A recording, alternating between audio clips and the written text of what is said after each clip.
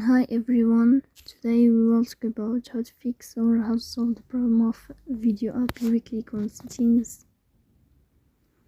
In this page you will go to apps, default apps, app settings.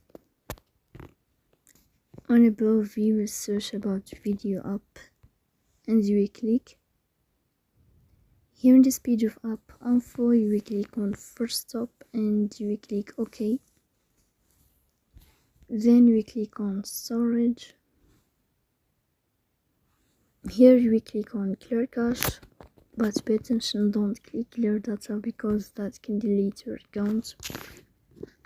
Then you can turn off your Wi-Fi and you can turn on or restart your Wi-Fi again to fix that problem. So please don't forget to support us by like and subscribe. See you next time and thank you for your watching.